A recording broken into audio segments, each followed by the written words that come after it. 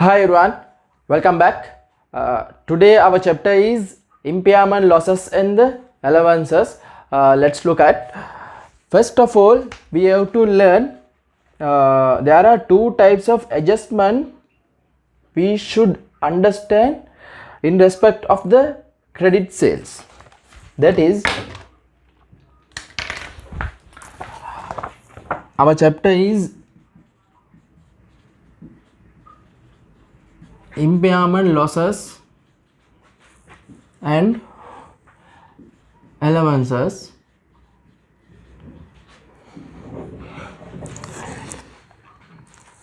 There are two types of adjustment.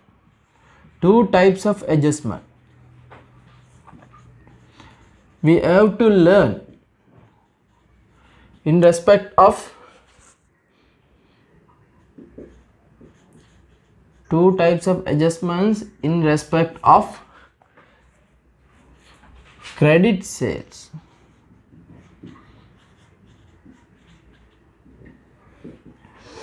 First one is impairment losses.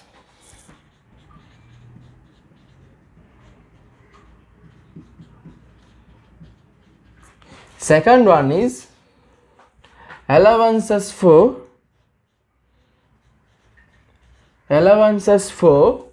receivables.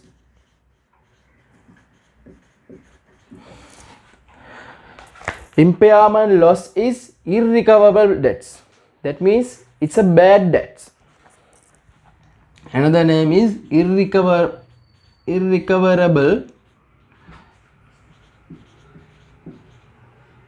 debts. It means bad debts, right? In previous syllabus we call that is bad debt, right? The persons who learned previous syllabus always think, if anyone says impairment loss, they always think about the impairment loss of the tangible assets, that is property, plant and equipment impairment. But now trend is changed. Now impairment loss means impairment loss of tangible assets, also bad debt of the trade receivables, right? Here this chapter is for credit sales, that is impairment loss and the allowance for receivables of credit sales. I will explain how it occurs. Allowance for receivable, simply we can say provision for doubtful debts.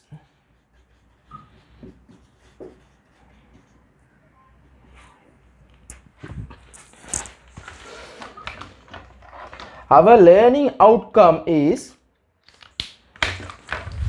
we have to understand the double entry of these two adjustments. That is our learning outcome, right? Our learning outcome is how to record these adjustments, how to record in financial statements. Then don't wonder, right, about these short notes, because these notes I have taken from the study pack. Most of the students, not only the students, lecturers also do not follow in the study pack. Chartered Institute has issued the study pack. Exam will be conducted based on the study pack. So you have to study the study pack in order to get a pass marks. If you think I have to study out of the study pack and you can pass, it is impossible. Study pack says what are the syllabus contents, and also study pack says what are the syllabus notes. Also, what is the learning outcome? Learning outcome is the output of the answers in the exam. That is learning outcome. Study pack in this chapter, Chartered Institute has mentioned in the study pack, you have to understand how to record bad debt or impairment loss and allowance for receivable, that is provision for doubtful debts in the financial statements, right? When bad debt occurs, it will be the expense to the company, right? If allowance for doubtful debt occurred, It will be the expense to the company, but may be recovered. May be recovered. It's a doubt. Right? According to prudent concept, right? If any expenses yet to be occurred in future, it should be shown as the expense. But if any income yet to be occurred in future, you cannot show it as an income until it's realized. That is a prudent concept. Expense should be shown immediately, even though doubt or no doubt, you should.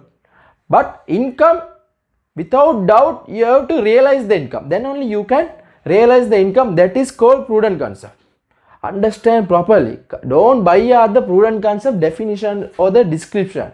Understand the meaning of the prudent concept. That is enough to pass the exam.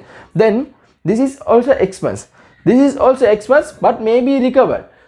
Companies always try to avoid these expenses. Companies always try to avoid. So how many ways they are to avoid these expense? There are two types.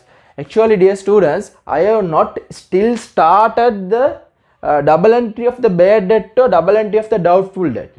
Now I am still in the explanation of the background of occurring these expenses. I am going to explain in first part, that is how this bad debt and doubtful debt incurring in the business. That is first you have to understand. Then only from that point only you can find a double entry. What is the impact? Based on the impact of the business, you will have to find the double entry. So we have to do two things in order to avoid this bad debt. First one is credit limit. Actually, this is a credit sale. We are giving products, goods to the customer for credit. Customer will not pay same time of receiving the goods. Customer will pay after 1 week or after 2 weeks, after 3 weeks, after a month or after 60 days. So that is means credit. So credit limit we have to keep to the customer. That credit limit may be days limit or amount limit, right? I will take one example and explain how the credit limit works. Second one is age analysis. Company may have the policy, that is all customers should be settle their credit before 2 weeks. So once the 2 weeks pass, the customer will be informed by the company to settle the payment or return the goods, right? Less than the 2 weeks, customer will not be informed. More than 2 weeks not. Ikmata call karna, salary ganna gana. That is the age analysis. Now I am going to explain how this is. This one example is enough to understand these three types. Actually, days credit limit and amounts credit limit and the age analysis. For example, it's a very simple example I am taking, right? For example, say person A. This is a person A. He start the business. He start the business by injecting 100,000 as the capital. Now company will have the cash 100k, then capital 100k, right? Now this business should purchase the goods for sale, right? Stock for trade. Now supplier will approach by the business and purchasing the goods. Say goods worth of 100,000 bought. Now at this point, right, capital will be 100,000, cash gone out, goods 100,000. It means stock 100k available. Now company does not have the money. Say this supplier we have paid cash. So cash supplier. In cash we have paid, no money there. Right? Now customer will, so we have to sell these goods to the one customer. Say customer there, we sell the goods to a customer, right? Say so sale say 1,20,000. So capital also, sorry, capital is 100,000. So profit we can make from these goods 20,000, right? So person A invest 100,000 to the business. Now this business has the cash of 100,000 and capital 100,000. With the 100,000 cash, we have purchased the goods. Now we have the 100,000 goods and capital 100,000. No money available. So we selling to the customer. Say customer take a credit of 60 days. 60 days.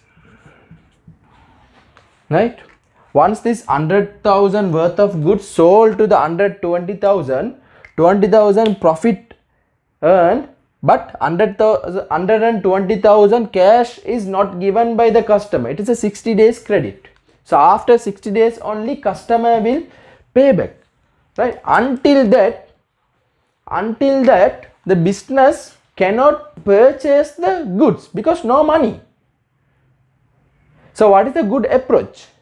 Good approach is say business, this company also approach the supplier the credit purchase.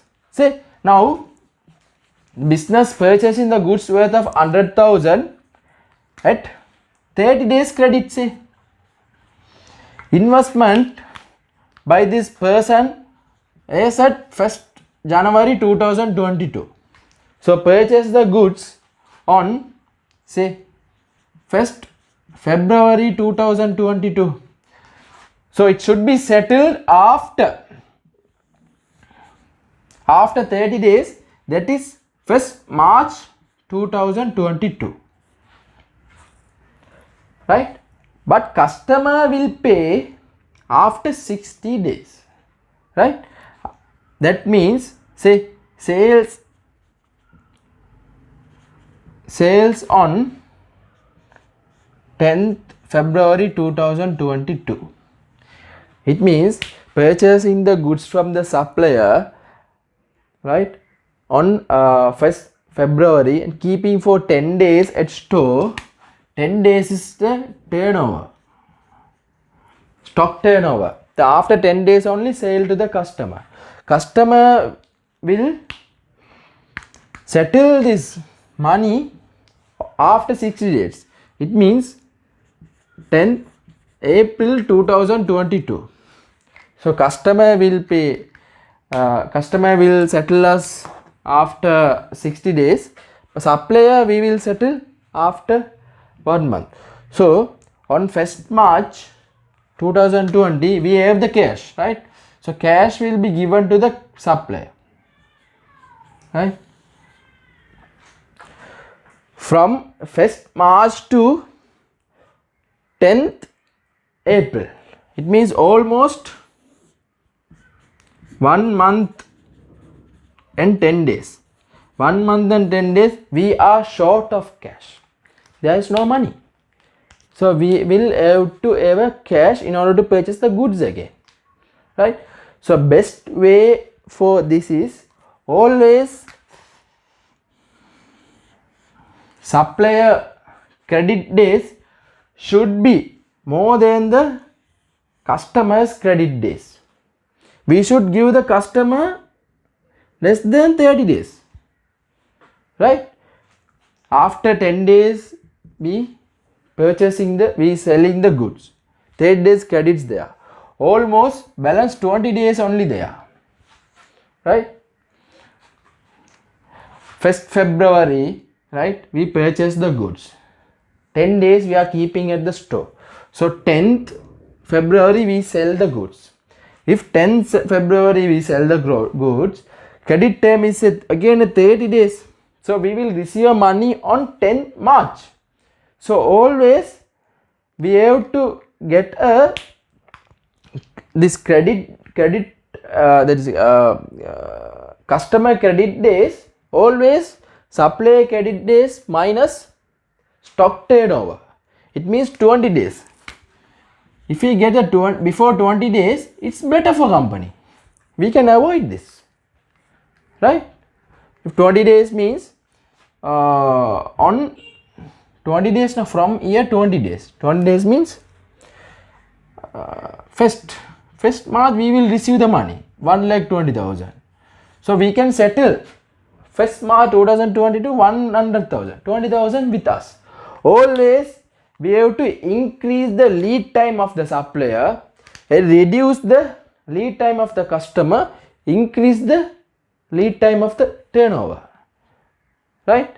Say if it is a 5 days turnover, now customer will be sold on 5th February. So we will receive money on 25th February. 25th February we can get the money, but we settle to supplier 1st March. So this is the very good method to ease the payment, right? Always try to avoid the expenses. If it is not happen, if cash short is occur, right? If my suggestion is not taken to the company, taken by the company, so if say, so his suggestion is not taken, now company giving the more credit term to the customer and less credit term from the supplier. So always short of cash. So short of cash should have the 4 types of cost. First cost is, if short of cash, company will go for overdraft. Company overdraft, interest cost, right? Interest cost, right? Normal interest cost in Sri Lanka is 13% or 15%. It's a cost. 100,000 means if company wants 100,000 in order to settle a supplier, so 13,000 cost. Second one is fundraising cost.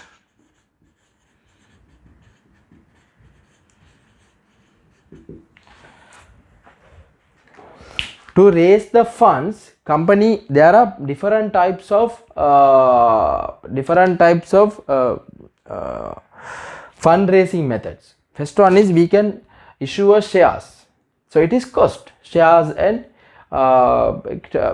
get a money. Second one is we can apply for the loan, that is also cost, documentation charges there, bank charges there, transportation charges there, right? Second one is loss of sales, it's an opportunity cost, loss of sales. This is if cash is not collected quickly, right? Company is unable to purchase the further goods. If further goods not purchased, company will definitely